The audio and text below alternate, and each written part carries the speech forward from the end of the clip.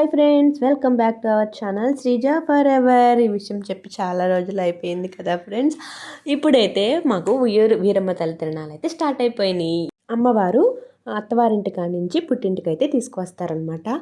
అయితే first day అయితే అమ్మవారిని గుడిలోంచి తీసుకువచ్చిన రోజు ఎదురు దీపాలతో ఆ ఊరి ఆడబడుచులు, చుట్టుపక్కల గ్రామాల వాళ్ళు చాలా చాలా దూరాల నుంచి అయితే అమ్మవారి కోసం ఎదురు దీపాలు పట్టుకుని ఉంటారు. కొంతమంది అయితే తిరుగు దీపం అంటే అమ్మవారితో పాటే అలాగే అమ్మవారితో పాటు తిరుగుతూ ఉంటారనమాట.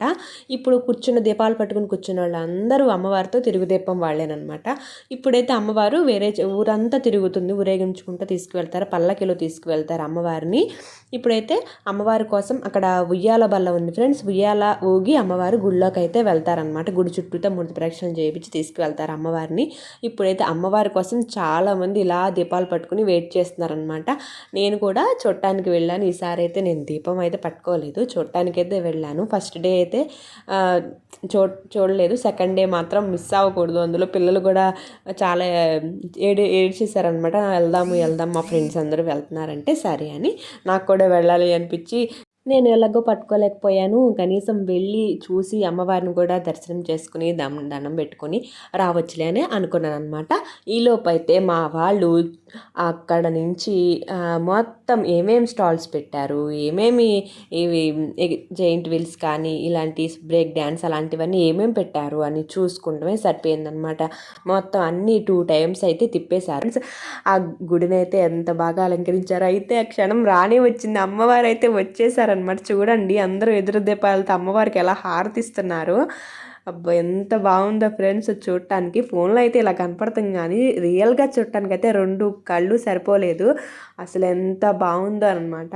అమ్మవారు రాగానే అక్కడ ఉన్న జనాలందరూ ఒక్కసారిగా లెగిచి అమ్మ వీరమ్మ తల్లి అంటూ అఖండాలని జ్యోతుల్ని అయితే అమ్మవారికి అలా చూపిస్తూ అసలు ఎంత పొంగిపోయారు ఫ్రెండ్స్. అలా అయితే మెల్లగా అమ్మవారిని ఉయ్యాల దగ్గరికి అయితే తీసుకువెళ్ళారు. ఇప్పుడైతే అమ్మవారు ఉయ్యాలు ఊగుతున్నారు.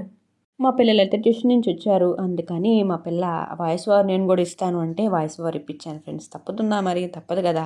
ఇప్పుడైతే అమ్మవారిని ఉయ్యాలు ఊపుతున్నారు కదా, ఉయ్యాలు ఊపేస్తూ ఉన్నారు. అయితే మేము కూడా ఉందాము, అమ్మవారి గుడిలోకి వెళ్ళేదాకా ఉందాం అనుకున్నాము. కానీ ఏం చేద్దాం ఫ్రెండ్స్, 2 పిల్లకాయలతో వచ్చేసాం కదా. నెక్స్ట్ డే అయితే స్కూల్ ఉంది, అందుకని మళ్ళీ లేట్గా వెళ్ళి ఇంటికి నిద్ర చాలక వాళ్ళు లెగక నేను లెగక మళ్ళీ వంట చేసి వాళ్ళు పంపించాలని కొంచెం సేపు ఉండి అమ్మవారికి నమస్కారం చేసి అమ్మ తర్వాత రోజు వచ్చి నేను దర్శనం చేసుకుంటానమ్మా అని చెప్పి అమ్మవారికి ఇంటికైతే వెళ్ళిపోయామన్నమాట. అందుకంటే అమ్మవారు వచ్చేసరికి ఉయ్యాల బల్ల దగ్గరికి వచ్చేసరికి 11 అయిపోయింది. మళ్ళీ అమ్మవారు అక్కడి నుంచి మళ్ళీ గుడిలోకి వెళ్ళాలంటే ఒక 1 గంట 1:32 అయిపోయింది. మళ్ళీ వీళ్ళిద్దరిని వేసుకుని ఇంటికి వెళ్ళి ఆ మంచులో ఎక్కడ రోడ్లన్నీ బ్లాక్ అయిపోతాయి. మళ్ళీ 1/2 hour జర్నీ పడుతుంది. 1/2 hour మామూలుగా అయితే 1/2 hour, ఇంటికి ఈ ఫాగ్ మంచులో వెళ్ళాలంటే గంట సమయం పడుతుంది. అందుకని త్వరగానే వెళ్ళిపోయామన్నమాట. త్వరగా అంటే 12 అయిపోయింది ఫ్రెండ్స్. ఇంటికి వచ్చేసరికి మేమే 12 అయింది. ఇదిగోండి ఫ్రెండ్స్ చూడండి ఎంతమంది జనాలు ఉన్నారు. నాకైతే అక్కడి నుంచి రాబుద్ది అవ్వలేదు, కానీ తప్పదు కదా, వెళ్ళాలి కదా.